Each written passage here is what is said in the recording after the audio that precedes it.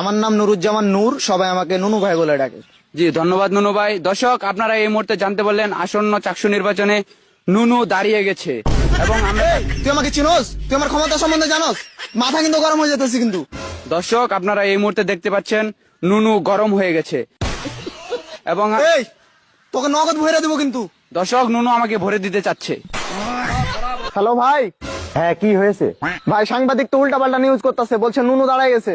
কার নুনু দাঁড়ায় গিয়েছে? আর আমি যে চাকসু নির্বাচনে দাঁড়াইছি এই নিউজটাই। ও, তোমার নাম তো নুনু। হ্যাঁ ভাই, আমাকে ভুলে গেলেন? আচ্ছা নুনু, তুমি উত্তেজিত হয় না, আমি বিষয়টা দেখছি। এই গাড় মেরেছে রে। ভাই কি হয়েছে? আরে নুনু দাঁড়ায় গিয়েছে। কই ভাই দেখি। আরে সুধীর পুত, আমার নুনু না। কিন্তু ভাই আমি তো আন্ডারে বসছি, কার নুনু দাঁড়াইছে? আরে আমার ছোট ভাই নুরুজ্জামান নূর ভিপি পদে দাঁড়াইছে। ও ভাই, তাহলে তো বিশাল গাঞ্জাম লাগে যাবো, নুনুরে কন্ট্রোল করেন। ও, আসলে নুনুরে কন্ট্রোল করতে হবে, না হলে বিশাল ঝামেলা হয়ে যাবে না। ভাই নুনুরে আমি চিনি, নুনুরে কন্ট্রোল করা অসম্ভব। চল নুনুর সাথে দেখা করতে হবে, না হলে বিশাল গ্যাঞ্জাম বেঁধে যাবে। ভিপি পদে যে নুনু ভাই দাঁড়িয়েছে, আপনারা কি নুনু ভাইকে ভোট দিবেন?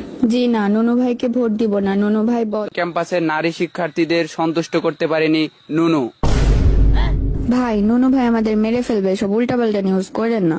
দর্শক আপনারা দেখতে পাচ্ছেন ক্যাম্পাসের নারী শিক্ষার্থীরা নুনু দেখে অনেক ভয় পায়। ভাই, নুনু ভাইয়ের অনেক ক্ষমতা, আমরা নুনু ভাইকে ভোট দিব, এটা নিউজ করেন। দর্শক আপনারা শুনতে পাচ্ছেন ক্যাম্পাসের নারী শিক্ষার্থীরা নুনুর ক্ষমতা দেখে সন্তুষ্ট।